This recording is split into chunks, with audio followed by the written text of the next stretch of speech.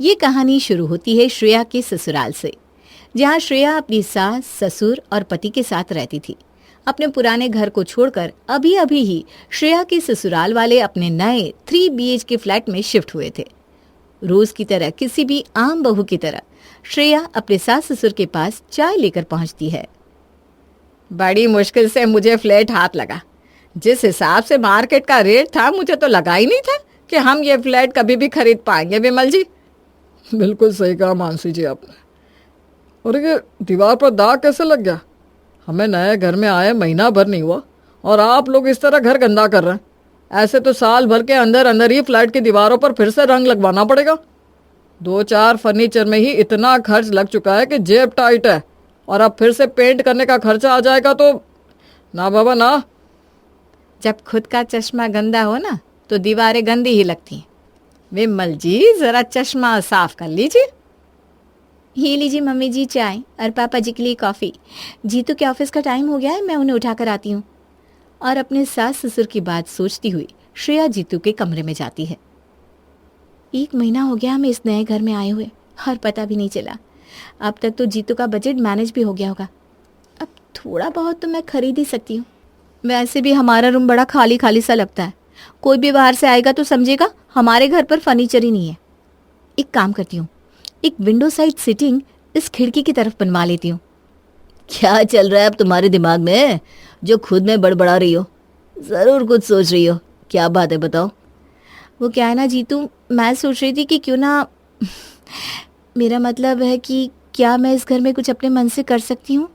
मेरा मतलब इस कमरे में। अरे तुम्हें इस बात को इतना घुमा कर, इतना घबरा कर बोलने की क्या ज़रूरत पड़ गई बेबी? ये तुम्हारा ही तो घर है, तुम्हारा कमरा, और मैं भी तुम्हारा। तुम्हारा जो मन करे तुम करवा सकती हो। नहीं, मेरी वो फ्रेंड नहीं थी प्रिया, जो हमारे पुराने घर के बाजू में रहती थी। उसका पुराना घर था, तो उसने ना खिड़की के नीचे सीटिंग साइड बना कर रखा था।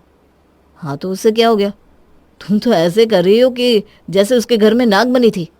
अरे नहीं, तुम समझे नहीं। उससे क्या होता है, एक फर्नीचर ऐड हो जाता है कमरे में और स्पेस भी नहीं जाता। तो मैं सोच रही थी इस खिड़की के नीचे वही करवा लेते हैं। फ्लैट में पैसे लगाने का काम मेरा था, अब तुम्हें जो समझ में आए कर लो। श्रेया हंसती गाती हुई अपनी फ्रेंड प्रिया को कॉल करती है। प्रिया, जरा कारपेंटर का नंबर तो देना।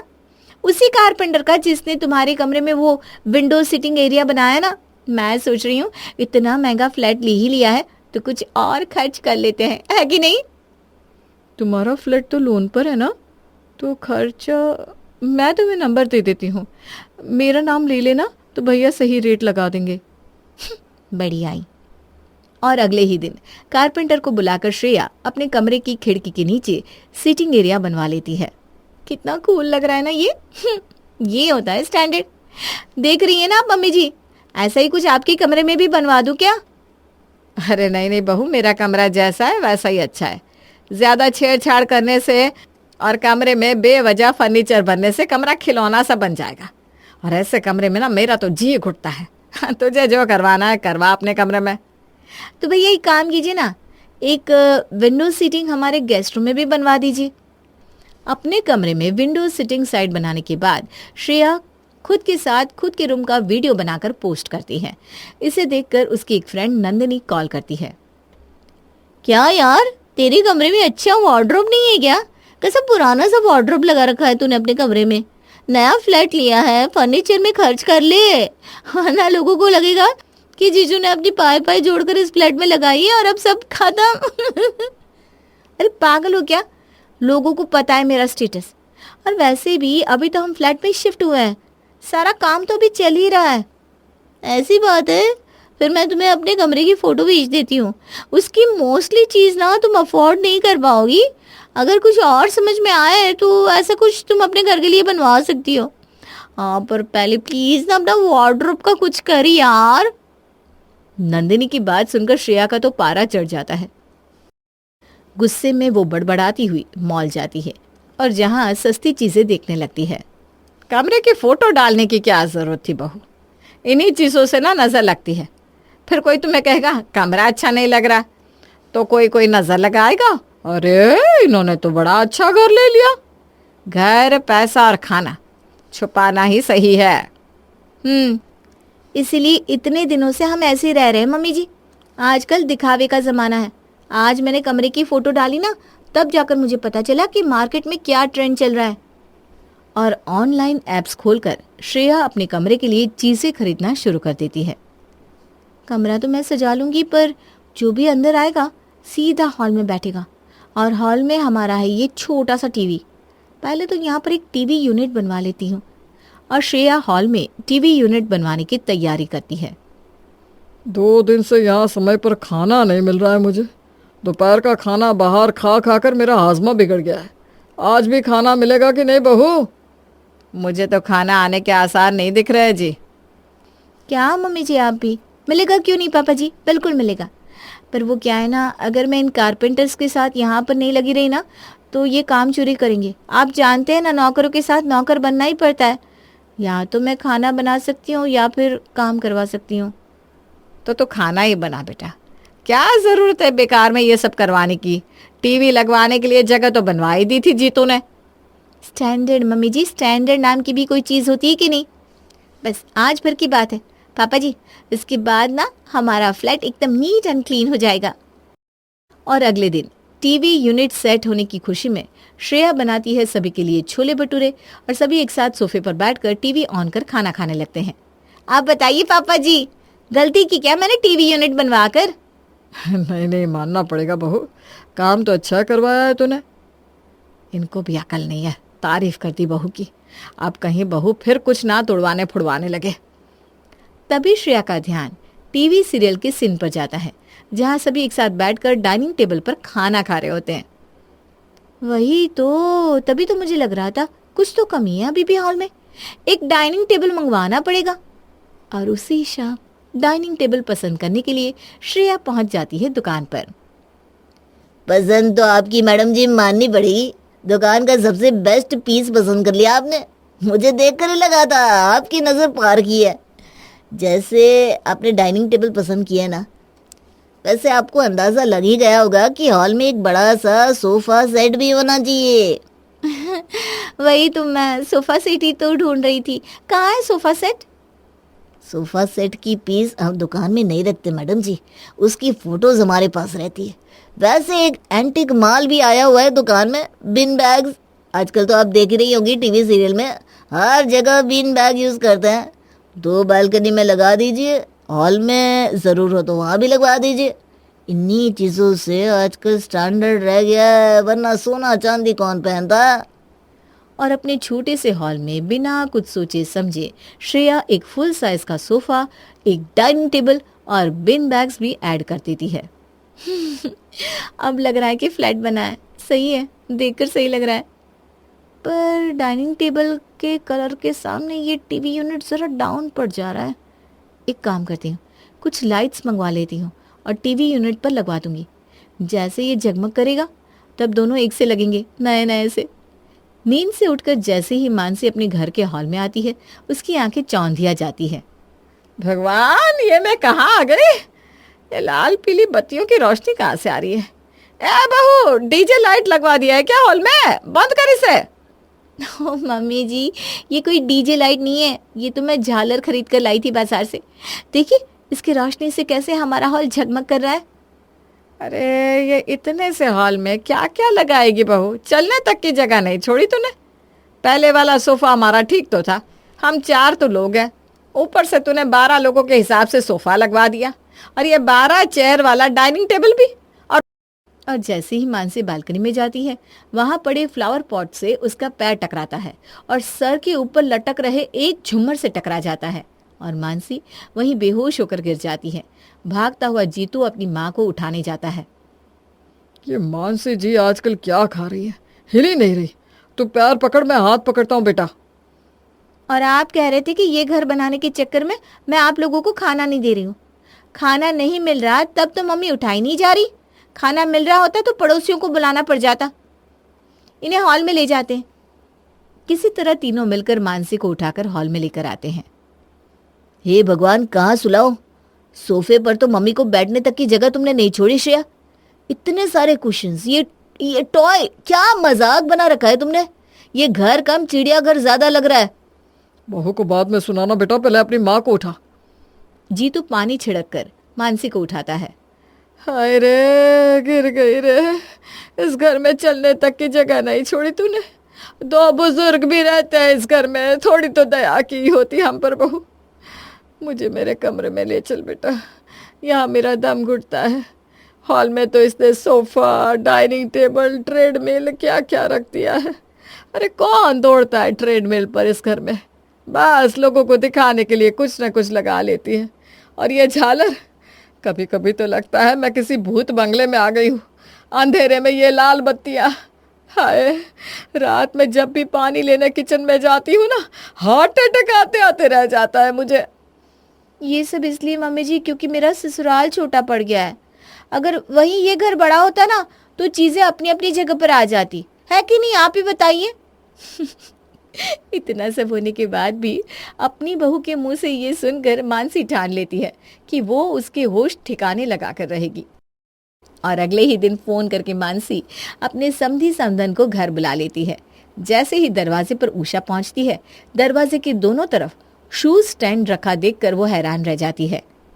लगता है इनके घर में पहले से मेहमान आए हुए हैं, वरना 4 लोगों में 2-2 स्टैंड क्यों लगाया है श्रेया ने। जैसे ही उषा घर के अंदर आती है और घर देखकर हैरान रह जाती है। हो गई ना शॉक्ड आप मम्मी जी, मुझे पता ही था। इतना स्टैंडर्ड वाला घर बनाया मैंने, देखने वाले को तो शौक लगेगा ही। वैसे आप अचानक क्या कैसे? अब इनसे सवाल जवाब ही करती रहेगी या अपने स्टैंडर्ड वाले घर का इन्हें टूर भी कराएगी? वो जगमगाती लाइट ऑन करके दिखाना। हाँ बहू। हाँ मम्मी जी, पर पापा मम्मी सबसे पहले अपना कमरा दिखाऊंगी, the best part of this house. Shreya सबसे पहले उषा और विनीत को अपने कमरे में लेकर जाती है, जहां बेड के साथ साथ 4-4 विंडो सीटिंग बनवाकर श्रेया ने अपने कमरे को इतना कंजेस्टेड कर लिया था कि वहां चलने तक की जगह नहीं बची थी। तो यहाँ सोती है क्या बेटा?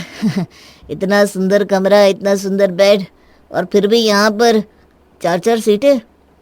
पूरे घर का टूर लेने के बाद उषा का सर ही चकरा जाता है।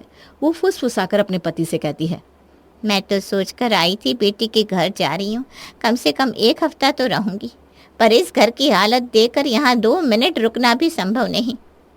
ठीक है विमल जी, अब हम चलते हैं। अरे आधा घंटा भी नहीं हुआ आप लोगों को आए और आप जा रहे हैं, आपने कुछ खाया भी नहीं पापा। बेटी के घर ना ऐसे भी नहीं खाते। बेटा पाप चढ़ाएगी क्या मुझे? हाँ निकलते हैं हम। अरे उषा जी, आप बोल कर तो जाइए, शर्माइए मत। क्या बात है, क्यों आपको इतनी हड़बड़ी में जाना है? जरूर कुछ तो खटका होगा आपको। अपनी ही बेटी है, बोलिए बोलिए। पर श्रेया को बुरा ना लग जाए इसलिए उषा कुछ भी कहे बिना लौट जाती है और मानसी के किए कराए पर पानी फिर जाता है। लो, सारा प्लान चौपट हो गया, पर मैं इतनी जल्दी हार नहीं मानूंगी। इसकी माँ ने कुछ कहा नहीं, पर इसकी सहेलियां तो बड़ी मुंहफट है। कल अब इसकी फ्रेंड्स को बुलाना पड़ेगा।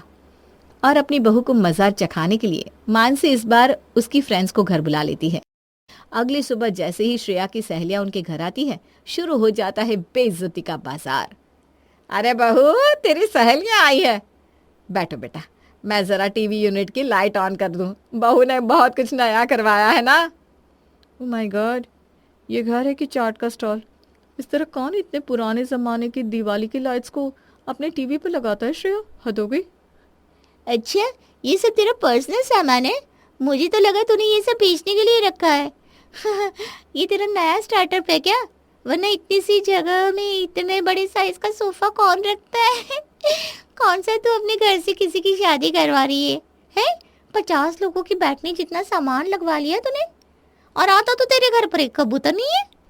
तूने पहले बताया होता कि इतना कुछ खरीदा है तो मुझे जो भागा दौड़ी करनी पड़ी ना, मैं ना करती। मेरी भतीजी की शादी थी ना, बेकार में मुझे सोफा सेट रेंट पर मंगवाना पड़ा, तेरे घर से ही ले जाती। डाइनिंग टेबल ये तूने सही किया श्रेया, यहीं खाना खाओ, यहीं ट्रेडमिल पर भागकर पतली हो जाओ। जो मन ना लगे तो ये लाइट्स ऑन कर लो और चाट खा लो। ये तो कुछ भी नहीं है बेटा, जरा मेरी बहू का कमरा जाकर देखो, उसे देखकर तुम्हें समझ में आएगा स्टैंडर्ड क्या होता है। और जानबूझकर मानसी श्रेया की सहेलियों को कमरे में ले जाती है, जहां जाते ही दरवाजे पर लगा हुआ बड़ा सा विंडचिम शिल्पा के सर से टकरा जाता है। हाय मेरा सर, कोई कोना तो छोड़ देती यार तू। इतना हैवी विंडचिम तो बिल्डिंग के बाहर लगता है, कमरे के बाहर नहीं। गवार की गवार रहेगी तू। लगता है प्रिया की बोली हुई बात तुझे चुप गई। तूने उसे गलत प्रूव करने के लिए बेमतलब का सामान अपने घर में भर लिया। अरे बहन, ये तूने एक कमरे में 3-3 साइड सीटिंग क्यों बना ली? 3 खिड़कियां हैं तो 3 साइड सीटिंग। तुम 2 लोग कहाँ कहाँ बैठोगे? और इस कमरे में जमीन तो छोड़ी ही नहीं तूने, तो बिस्तर पर चढ़ती कैसे? और नीचे इतने अलग अलग रंग के कारपेट क्यों लगा रखे? Oh my God, so classless. यार तुम लोग बाहर आ जाओ, कमरे में तुम दोनों के जाने के बाद मेरे घुसने की जगह ही नहीं बची। वही तो, तू सोच, तेरे पिछले किसी जन्म के पुण्य आगे आ गए, इसीलिए तो बाहर है, वरना अंदर आती तो दम घुट जाता तेरा। श्रेया को इतना कुछ सुनाकर उसकी सहेलियां वापस चली जाती हैं। अपनी सहेलियों के ताने सुनने के बाद श्रेया एक कोने में जाकर बैठ जाती है। इतना सब कुछ करने के बाद भी कितने ताने मिले मुझे मम्मी जी, मुझसे बहुत बड़ी गलती हो गई। आपने मुझे समझाया क्यों नहीं? मैं किसी काम की नहीं हूँ। चल बहू, कोई बात नहीं, हो गई तुझसे गलती, तू भी तो बच्ची है। कल ये सब हटवा देना, उदास मत हो, देर आए दुरुस्त आए। अगली सुबह मानसी बड़े आराम से बैठी थी। आखिरकार उसे उसका घर वापस से खाली होने का इंतजार था। और जैसे ही मानसी अपने कमरे से बाहर आती है, श्रेया कहती है, ससुराल मेरा छोटा पड़ गया नहीं मम्मी जी? वही तो, और सामान रखने की जगह ना हो तो घर ना चिड़ियाघर ही लगने लगता है। मैंने सोचा है कि क्यों ना हमारे बगल वाला फ्लैट जो खाली पड़ा है ना, हम खरीद ले और ये दोनों फ्लैटों को ना आपस में मिला लेंगे, तब हमारा फ्लैट कितना बड़ा हो जाएगा नहीं? फिर ये सारा सामान उसमें आराम से। भोपाल शहर में मोना अपने प्यारे से परिवार के साथ रहती थी। उसके परिवार में उसकी माँ सविता, पिता राकेश, चाचा लखन, चाची निशा और दादी रामकली थी। वो घर में सबसे छोटी थी, इसलिए उसका लाड़ प्यार बहुत ज़्यादा होता था। मोना, कहाँ हो तुम मोना? किसी ने मोना को देखा क्या? नहीं, मैंने तो नहीं देखा। कहीं घर छोड़कर भाग तो नहीं गई? अजी चुप रहिए आप। मोना जैसे आलसी भागेगी क्या? भागने के लिए भी तो मेहनत करनी पड़ती है। निशा, क्या मोना तुम्हारे कमरे में है? नहीं दीदी, मेरे कमरे में तो नहीं है। उसके कमरे में देख लीजिए, कहीं सो तो नहीं रही। अभी सुबह का सिर्फ 11 बजा है ना, इतने बजे तक तो वो सोती ही है।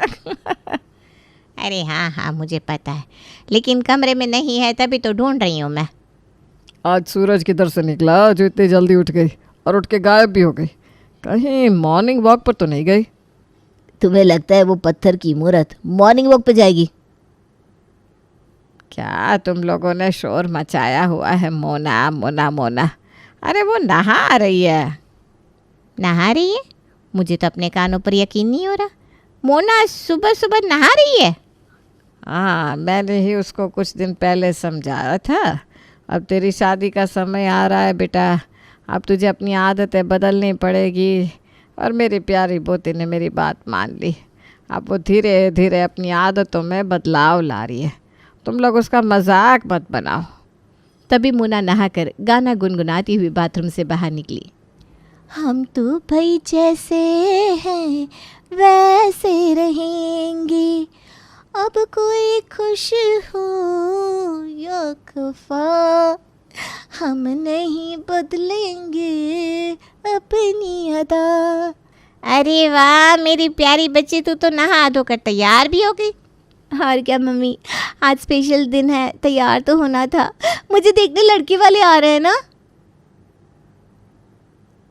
क्या कहा? लड़के वाले देखने आ रहे हैं? क्या कहा? लड़की वाले देखने आ रहे हैं? हाँ, मैं तुम लोगों को बताना ही भूल गई। मैंने किसी से बात की थी तो वो आ रहे हैं आज। तुम लोग फटाफट नाश्ते की तैयारी कर लो। अरे माँ जी, आपने ये क्या किया? इतनी जल्दी इंतज़ाम कैसे होगा? मुंह चलाने के बजाय अगर हाथ पैर चलाएगी तो काम हो जाएगा। अब जैसे भी करना हो करना तो पड़ेगा। चलो फटाफट सब लोग अपने अपने काम में लग जाओ। सब ने मिलकर घर की सफाई शुरू की। लखन ने मेहमानों के लिए सोफ़ा साफ़ किया, सविता ने किचन संभाला और निशा ने नाश्ता बनाने में मदद की। थोड़ी ही देर में घर मेहमानों के स्वागत के लिए तैयार हो गया। नमन अपने माता पिता, बहन लवली, दादी वैशाली देवी के साथ मोना के घर पहुंचा। उनका गर्मजोशी से स्वागत किया गया। आइए आइए, बहुत खुशी हुई आप लोगों से मिलकर। आपकी बेटी की बहुत तारीफ सुनी है भाई। हाँ भाई, लगता है भोपाल में सब जगह बस आपकी मोना का ही नाम है। मेरी पोती है ही इतनी प्यारी। नाश्ता लाया गया और आगे की बातचीत शुरू हुई। तो मोना को क्या पसंद है? मुझे पढ़ना और गाने सुनना बहुत पसंद है। और घर के काम बेटा? वो भी सीख रही हूँ। मोना और नमन, तुम लोग चाहो तो अकेले में बात कर लो। हाँ हाँ, जाओ बच्चों। नमन और मोना एक कमरे में चले गए और बातें करने लगे। तो आपको कौन सी किताबें पसंद है? जो रोमांचक और मज़ेदार हो। और गाने? पुराने गाने जो दिल को सुकून दे। आपके जवाब तो मेरे जैसे ही हैं।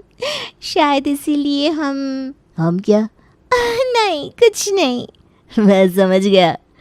नमन और मोना एक दूसरे को पसंद कर लेते हैं, रिश्ता तय हो जाता है और सभी बहुत खुश होते हैं। लेकिन फिर अगले दिन मोना की चाची निशा उसे कुछ उल्टा पढ़ाना शुरू कर देती है। सुन, तेरी शादी तो तय हो गई, लेकिन ससुराल का ध्यान रखना। क्या मतलब चाची?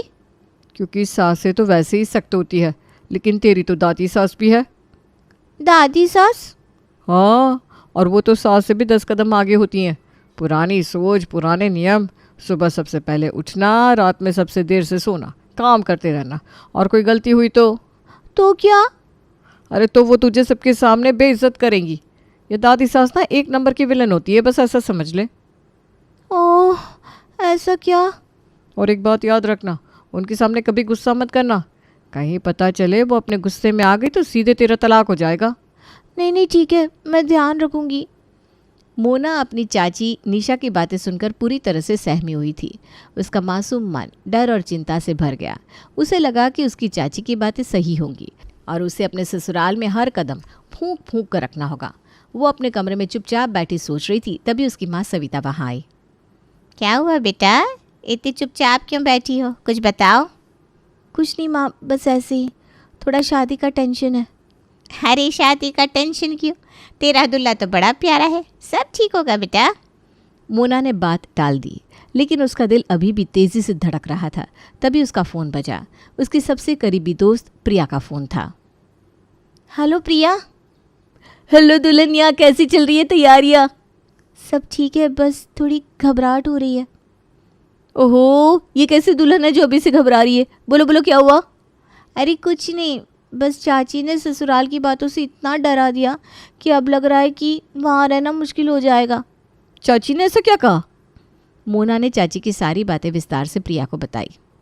ओह, ये तो सचमुच डरावना है। और सच कहूँ तो शायद तेरी चाची सही कह रही है। क्या? तू भी ऐसा सोचती है? देख, पुराने ज़माने के लोग सच में थोड़े पुराने ख्यालों के होते हैं। जैसे तेरी अपनी दादी है, वो थोड़ी ठीक है, पर फिर भी तूने देखा है वो कभी कभी क्या बोलती है। वैसे ही कुछ लोग ना क्या? वैसे ही कुछ लोग ना बिल्कुल वैसे होते हैं जैसे पुरानी बॉलीवुड फिल्मों के विलन सास। ख्याल रखना, क्योंकि तुझे सब सहना पड़ेगा। प्रिया की बातें सुनकर मोना और सहम गई। उसने सोच लिया कि ससुराल में उसे हर कदम बहुत सावधानी से रखना होगा। इस बीच दोनों परिवार में शादी की तैयारियां जोरों पर थीं। वक्त तेजी से गुजरा और आखिरकार शादी का दिन आ गया। शादी धूमधाम से हो गई। मोना का स्वागत उसके ससुराल में बड़े ही प्यार और गर्मजोशी से किया गया। सबने मिलकर खूब मजाक और मस्ती की। भाभी, आपका स्वागत है, लेकिन ध्यान रखना इस घर में दादी की परमिशन के बिना कुछ मत करना। हाँ, और अगर भूल से भी उन्हें गुस्सा आ गया तो तुम तो गई काम से। अरे ये लोग मजाक कर रहे हैं, दादी तो सबसे प्यारी है। अरे इन्हें मज़ा लेने दो, नई बहू को थोड़ा डराना तो बनता है। आओ बहू, आराम से बैठो, थक गई होगी ना। शादी के अगले दिन सुबह 4 बजे मोना अपनी चाची और प्रिया की बातों को ध्यान में रखते हुए जल्दी उठ गई। उसने नहा धोकर पूजा की और रसोई में जाकर नाश्ता बनाना शुरू किया। उसके चम्मच और बर्तन की आवाज़ से वैशाली देवी की नींद खुल गई। कौन है रसोई में इतनी सुबह? नई बहू होगी। इतनी सुबह? वैशाली देवी रसोई में आई और देखा कि मोना नाश्ता बना रही है। अरे बहू, ये क्या कर रही हो इतनी सुबह सुबह? दादी, मैंने नहा धोकर पूजा कर ली और सोचा नाश्ता बना लूँ। अरे ये सब इतनी सुबह करने की कोई ज़रूरत नहीं।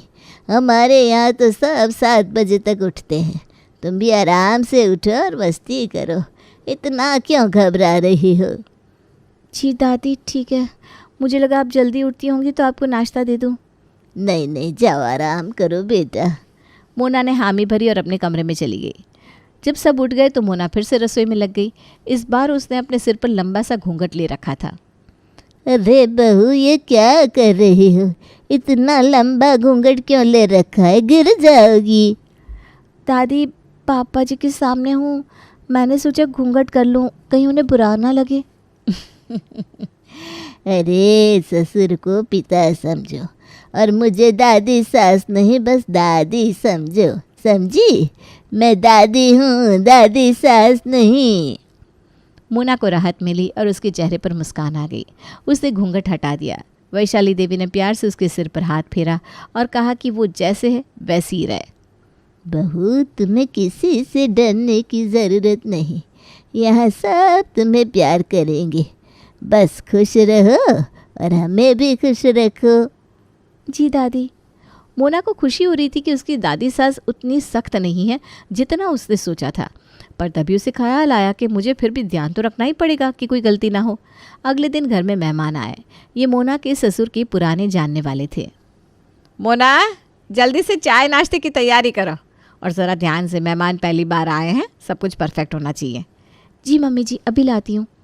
मोना सिर हिलाती हुई रसोई की ओर दौड़ पड़ी। उसने जल्दी जल्दी चाय बनाई, प्लेट में स्नैक्स सजाए और ट्रे लेकर मेहमानों के पास पहुंच गई। लेकिन जैसे उसने ट्रे टेबल पर रखनी चाहिए, उसका पैर एक बीच में रखी कुर्सी से टकरा गया। ट्रे हाथ से छूट गई और चाय नाश्ता ज़मीन पर बिखर गया। माफ़ कर दीजिए, बहुत बड़ी गलती हो गई मुझसे, मुझे समझ में नहीं आया। हे भगवान, ये मुझसे क्या हो गया? अरे बहू, आराम से। कोई बात नहीं, हो जाता है कभी कभी। वो तुरंत झुककर सब उठाने लगी। उसकी आंखों में डर साफ दिख रहा था। उसे लग रहा था कि अब तो उसकी सास और दादी सास उस पर खूब चिल्लाएंगी। लेकिन तभी उसकी दादी सास वैशाली देवी ने आकर उसे कंधे से पकड़ा। अरे मोना, इतने घबरा क्यों रही हो बेटा? ये सब तो होता रहता है, गलती तो कुर्सी रखने वाले की है। हाँ, ये सब तो लवली की हरकत है, उसने ये कुर्सी बीच में रख छोड़ी है। मोना, तुम आराम से काम करो, इतना डरने की कोई ज़रूरत नहीं है। जी मम्मी जी। मोना को राहत मिली। उसने जल्दी से सब कुछ साफ किया और रसोई में लौट आई। लेकिन उसका दिल अभी भी ज़ोरों से धड़क रहा था। उसने दोबारा नाश्ता तैयार किया और मेहमानों के सामने रख दिया।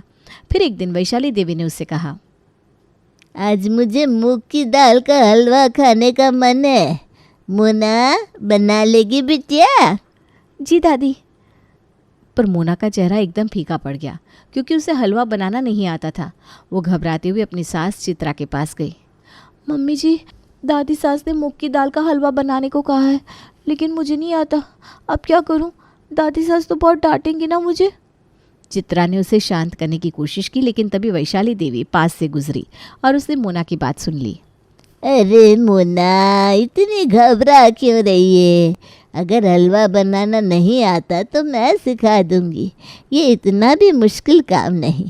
और मैंने तुझे पहले ही कहा था। क्या कहा था? मैं तेरी दादी हूँ, दादी सास नहीं। मुझे डरावना मत समझ, पगली कहीं की। मोना को वैशाली की बात सुनकर थोड़ी हंसी आ गई।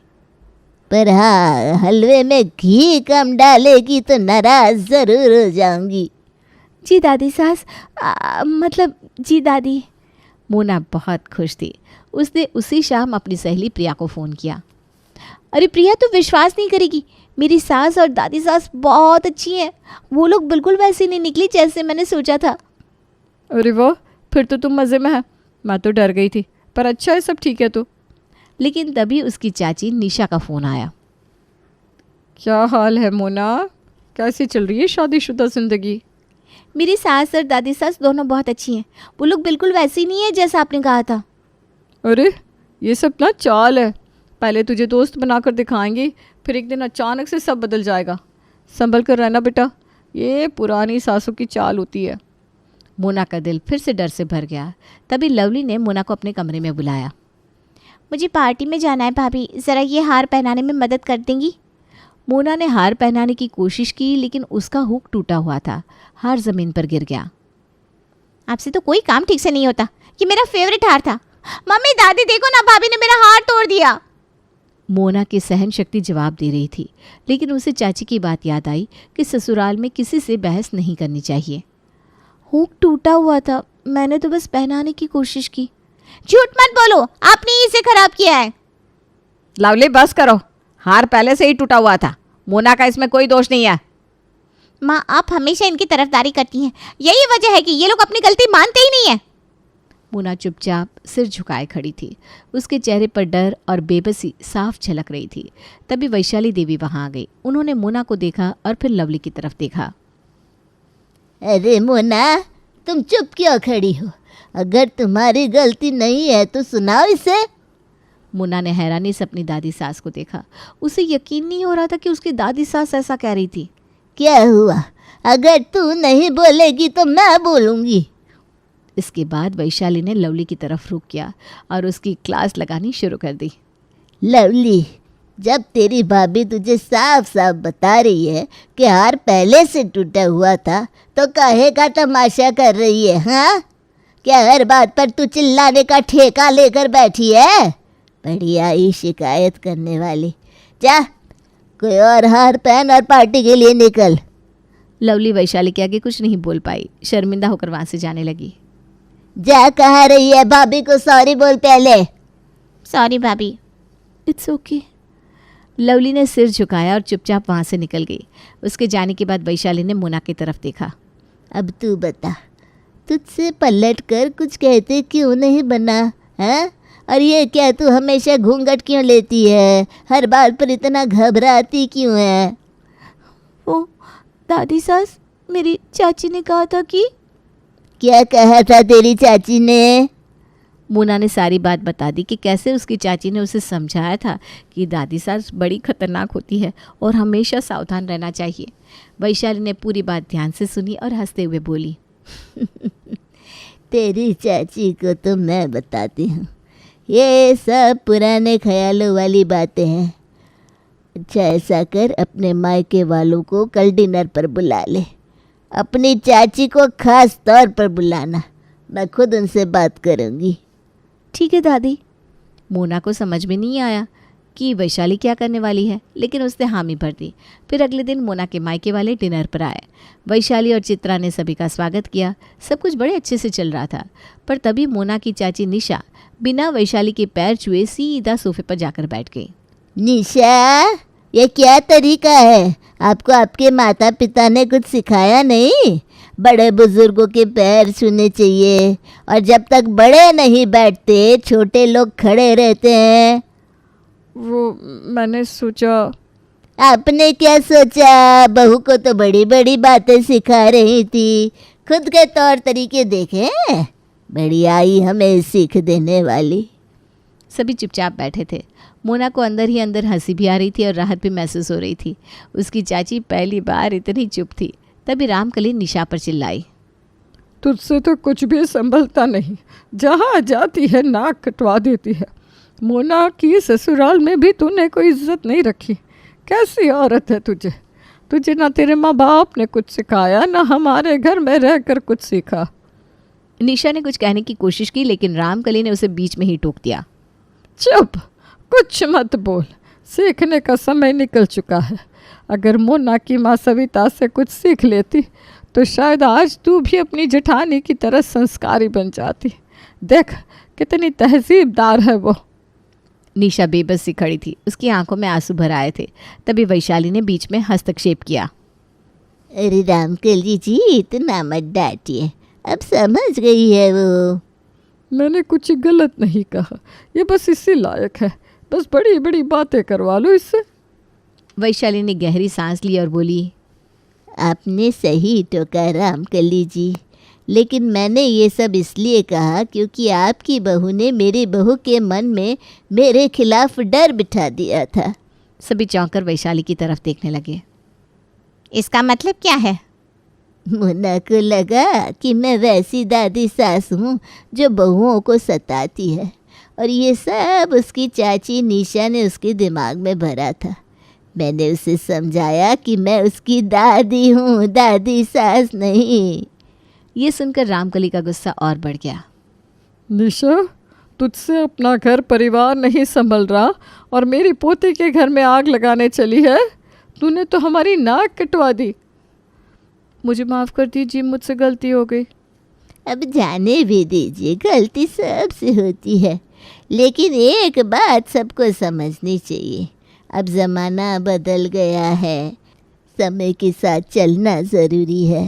थोड़ा मॉडर्न होना बुरा नहीं, जब तक हम अपनी जड़ों से जुड़े रहे। इज्जत और प्यार दिल में होना चाहिए, सिर्फ दिखावे से कुछ नहीं होता। सभी ने वैशाली की बात से सहमति जताई और माहौल फिर से हल्का हो गया। अब सब आराम से बैठ गए और बातें होने लगी।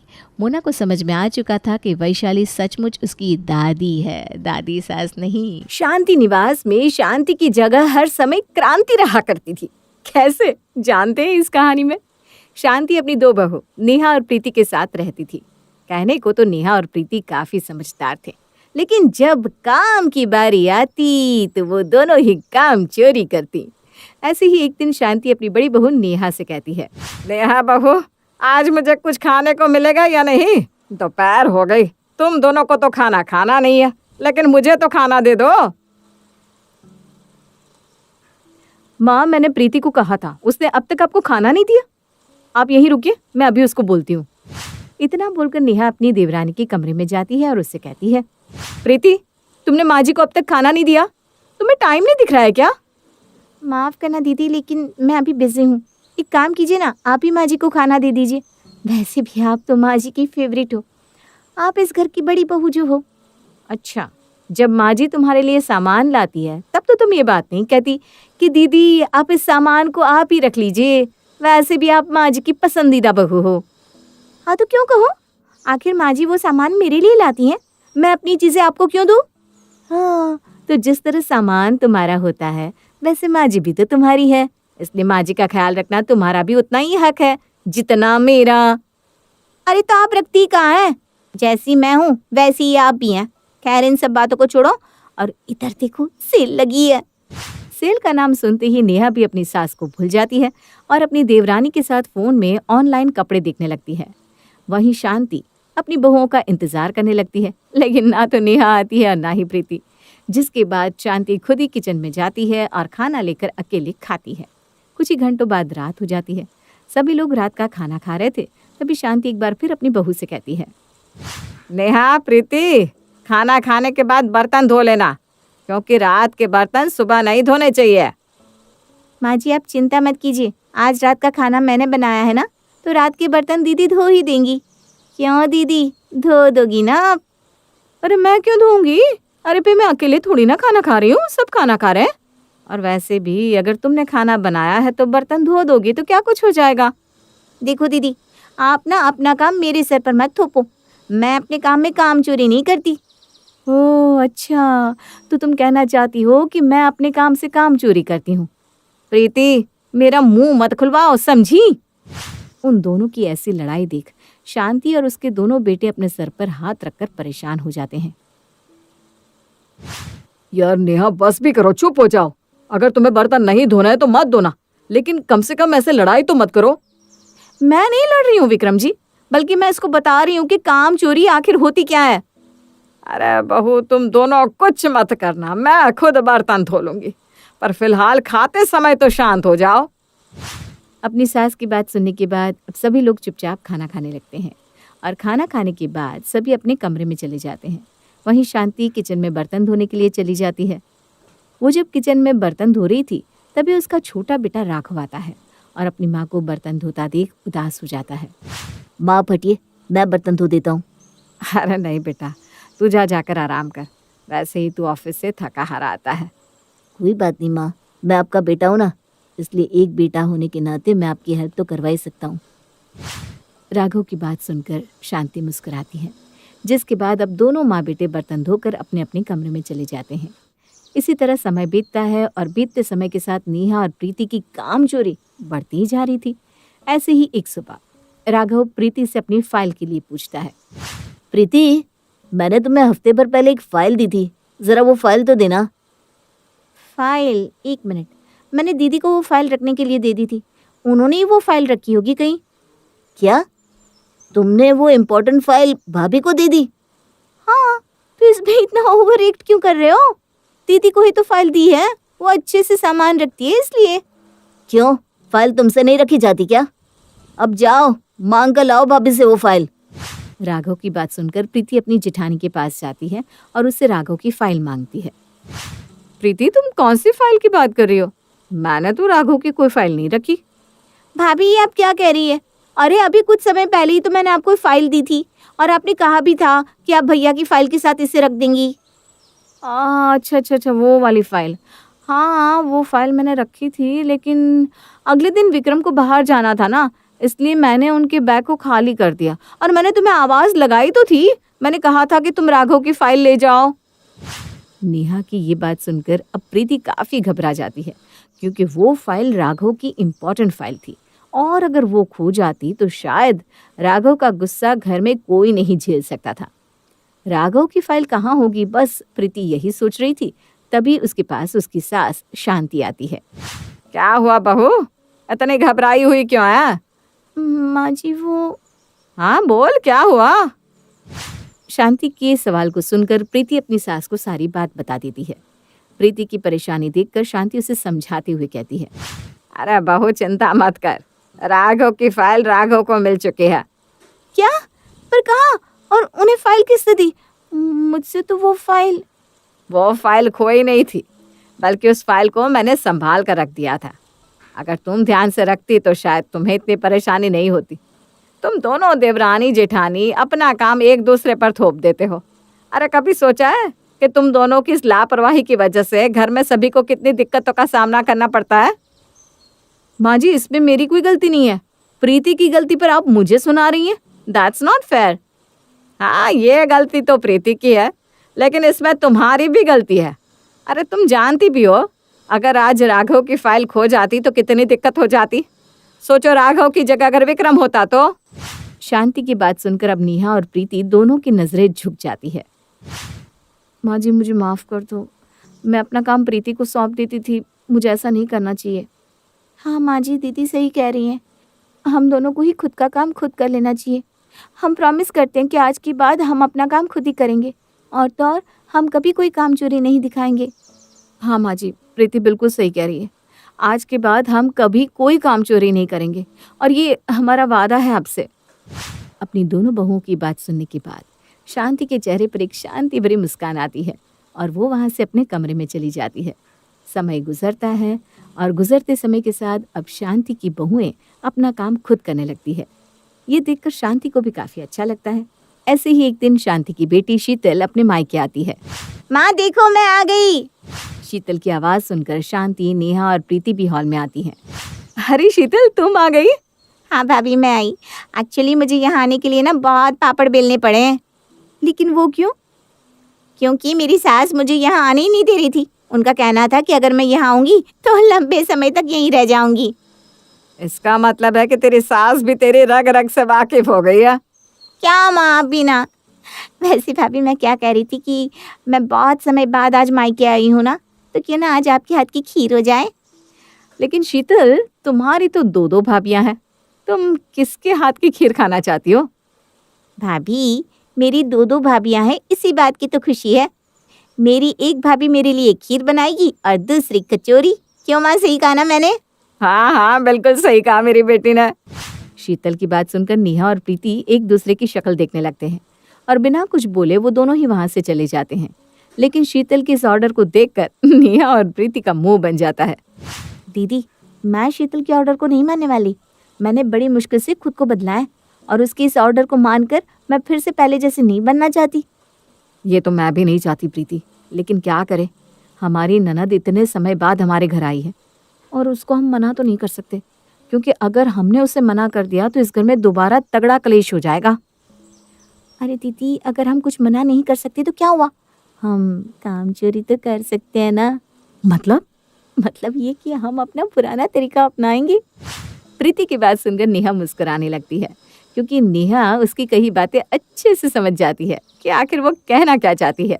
शाम हो जाती है पर घर में खाना अब तक नहीं बनता और जब ये बात शीतल और शांति को पता चलती है तो शांति अपनी बहू से पूछती है, अरे बहू, अब तक तुमने खाना क्यों नहीं बनाया? क्या? दीदी ने अब तक खाना नहीं बनाया? पर मैंने तो दीदी को कह दिया था कि मुझे ना तो कचौरी बनानी आती है और ना ही खीर। अरे मुझे भी नहीं आती, सारा काम मैं करूं और क्रेडिट तुम ले जाओ, हैं? प्रीति और नेहा की इस तरह की बहस सुनकर शीतल बीच में ही बोलती है, भाभी रहने दीजिए, भूल गई थी मैं कि आप दोनों से काम तो हो ही नहीं पाता। कोई बात नहीं, मैं खुद ही बना लूंगी। इतना बोलकर अब शीतल खुद ही खाना बनाती है और सबको खिलाने के बाद बर्तन भी धोती है, क्योंकि शीतल को अपने मायके के काम करने पड़ रहे थे, बस इसलिए वो अगले ही दिन अपने ससुराल चली जाती है। और इस तरह उन लोगों की काम चोरी उनके लिए पहली बार काम आती है। चंचल की माँ विमला और पिता मनोज ने अपने जीवन की सारी जिम्मेदारी अच्छी तरह से निभाई है, लेकिन वो अपनी एक ही जिम्मेदारी नहीं निभा पा रहे हैं, और वो है चंचल की शादी। जी हाँ, चंचल का रंग काला है और इसी वजह से उसकी शादी होने में बहुत परेशानी हो रही है। चंचल की माँ, पंडित जी से बात हुई तुम्हारी? कोई रिश्ता आया क्या हमारी चंचल के लिए? हाँ, सुबह ही बात हुई थी पंडित जी से।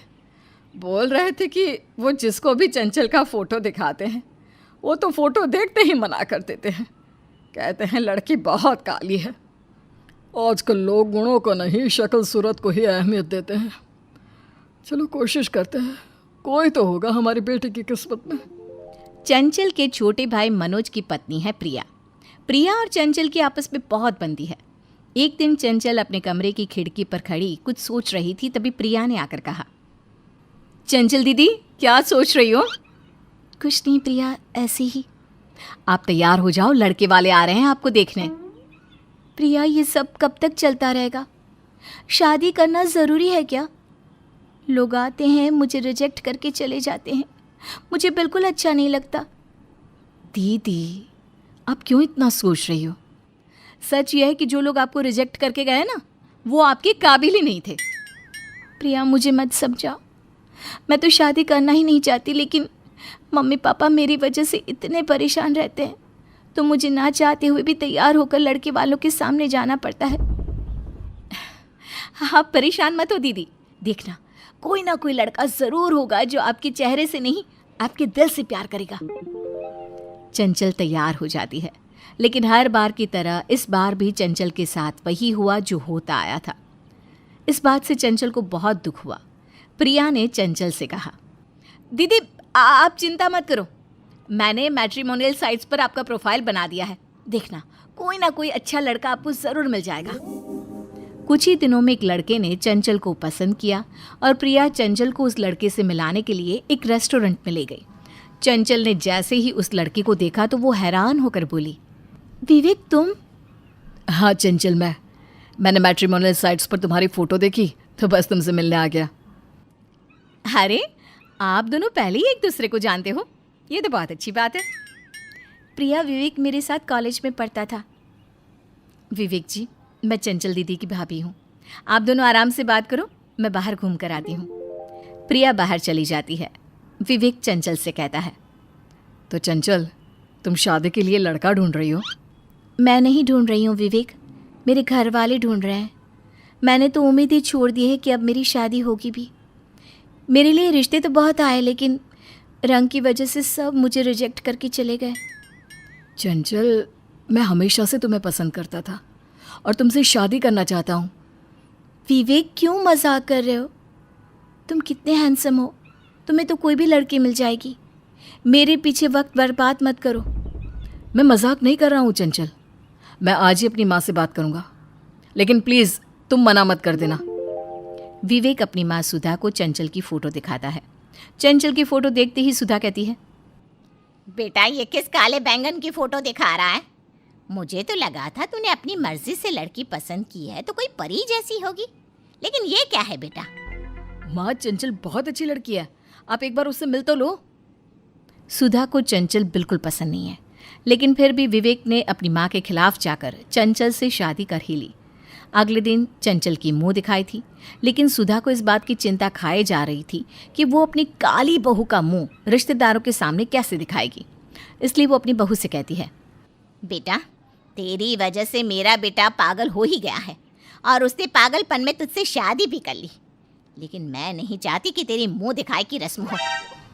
लेकिन माँ, सारे रिश्तेदार और पड़ोसी तो आ चुके हैं, हम उन्हें वापस कैसे भेजेंगे? वही तो मैं भी सोच रही हूँ बहू, क्या करूँ। सुनो, तुम लड़कियाँ वो आजकल फाउंडेशन क्रीम का इस्तेमाल करती हो ना, अच्छा सा मेकअप करती हो, तो तू वही लगा ले, उससे तेरा काला रंग दब जाएगा। और हाँ, हाथ और पैरों में भी लगा लियो, उसके बाद ही बाहर आना। चंचल ने ऐसा ही किया। मेकअप से उसका काला रंग दब गया और वो बहुत सुंदर दिखने लगी। सभी ने उसकी बहुत तारीफ की।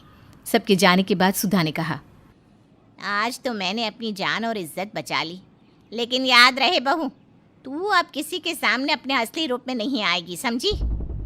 इतने में विवेक आ जाता है और कहता है, अरे माँ, क्या समझा रही हो अपनी बहू को? अरे चंचल, तुम्हें क्या हुआ? ये क्या हाल बना रखा है? बेटा, आज बहू की मुंह दिखाई थी ना, तो मैंने बहू से कहा कि मेकअप ही कर ले।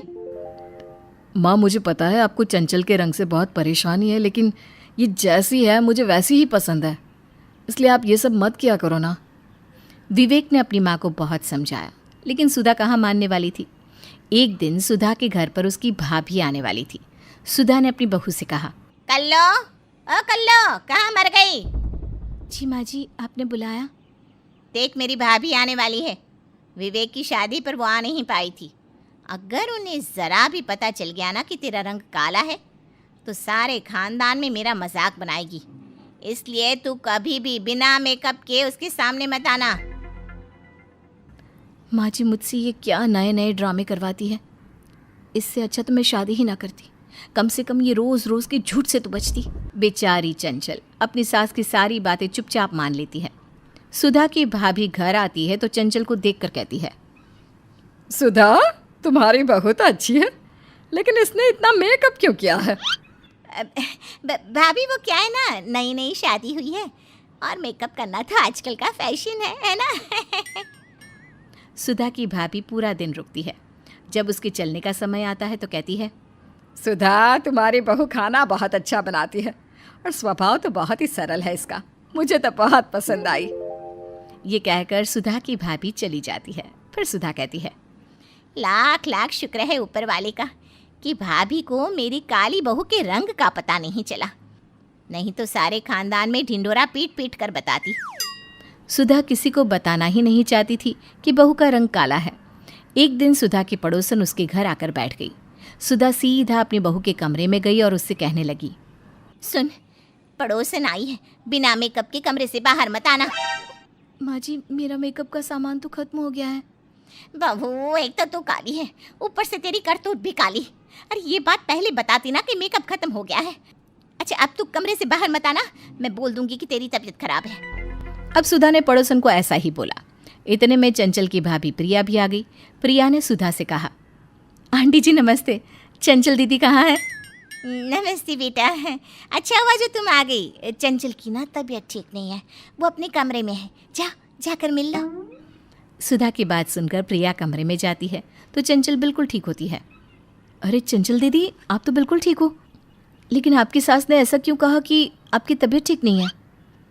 वो उनकी पड़ोसन आई है ना, और मेरा मेकअप का सामान ख़त्म हो गया है इसलिए। तो चंचल ने सारी बात प्रिया को बता दी। प्रिया को इस बात पर बहुत गुस्सा आया। अब 2 दिन बाद विवेक का बर्थडे था। उसने सभी रिश्तेदारों और पड़ोसियों को इनवाइट किया।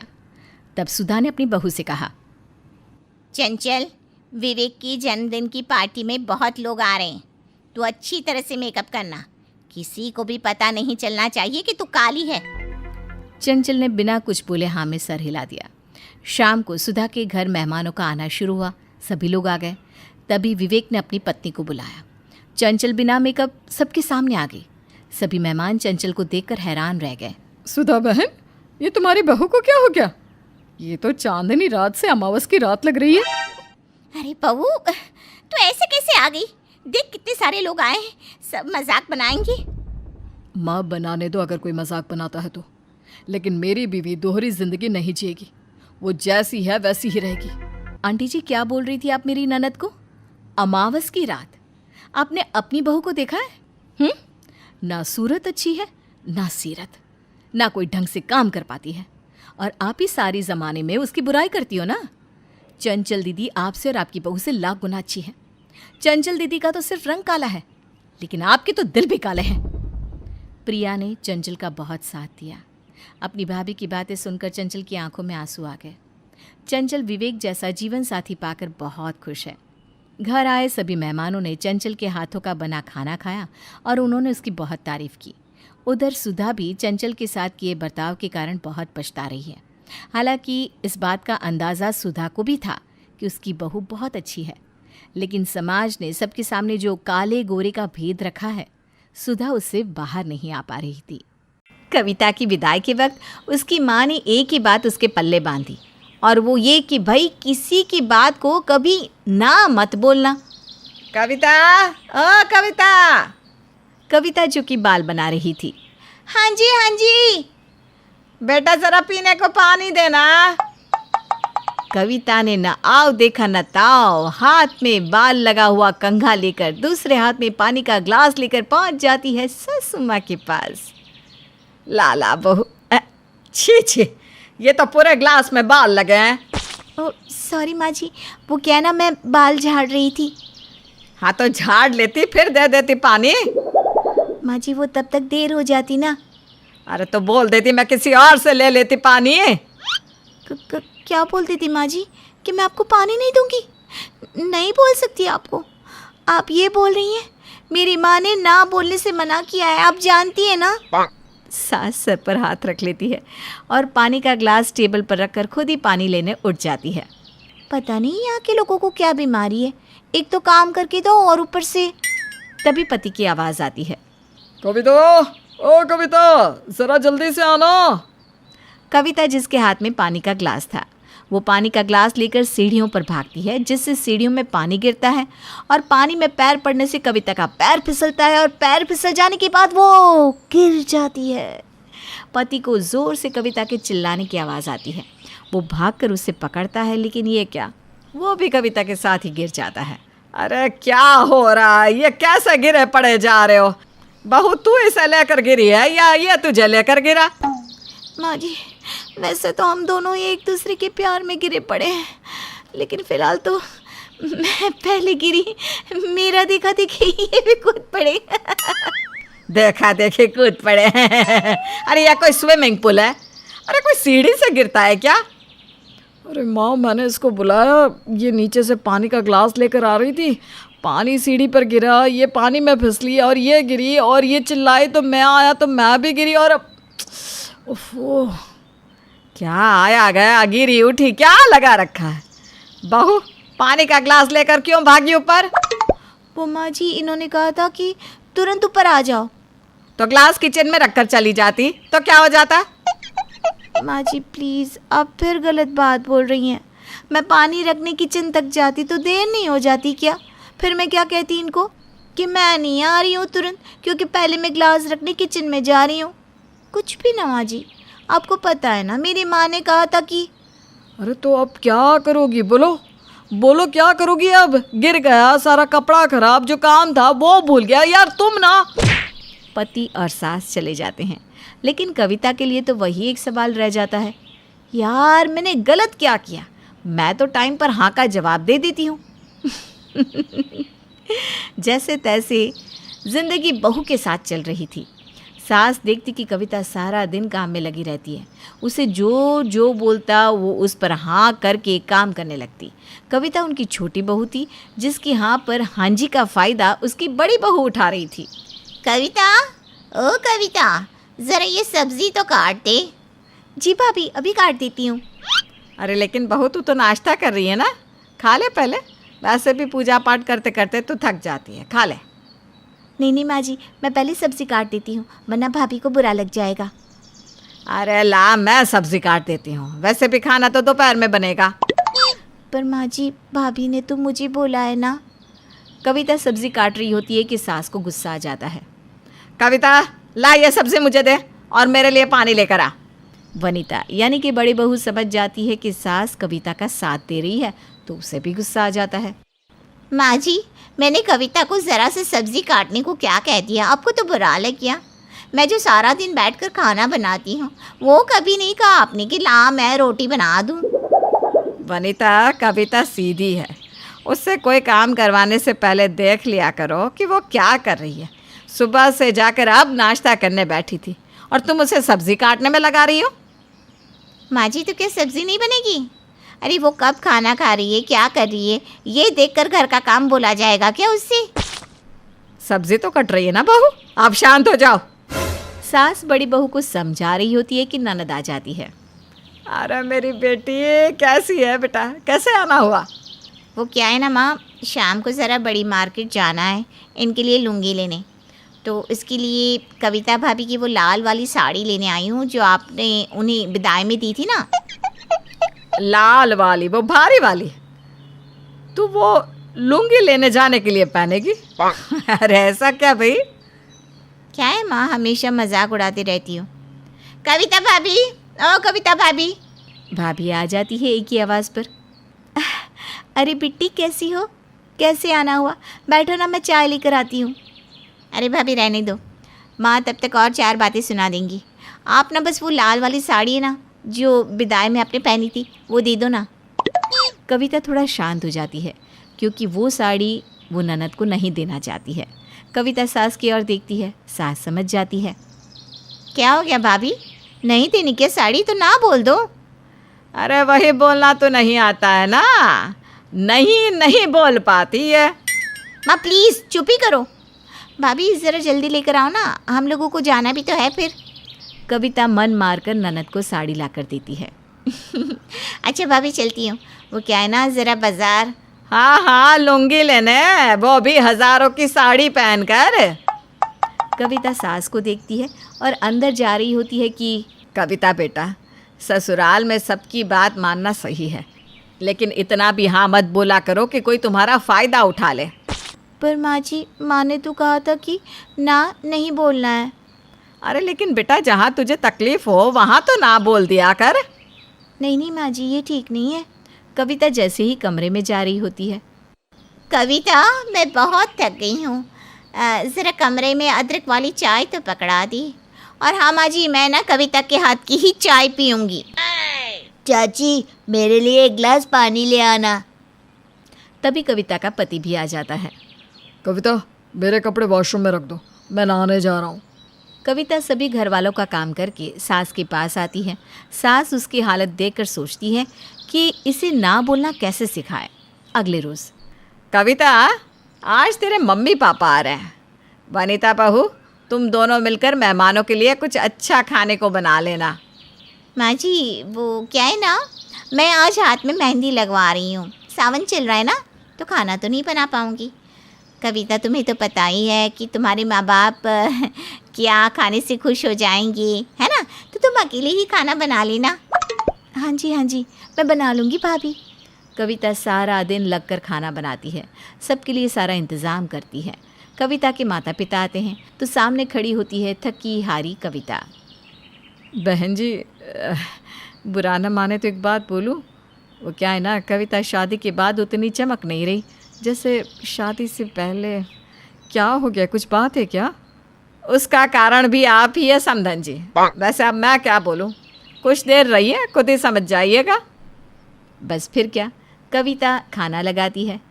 एक एक करके खाना लगाकर जैसे ही वो खाना खाने बैठती है, बहू ज़रा मेरे कमरे से चश्मा तो ले आ। कविता चश्मा लाकर बैठी होती है कि वनीता का बच्चा बोल पड़ता है। चाची, मुझे ये नहीं, मुझे मैगी खानी है, मैगी बना कर लाओ।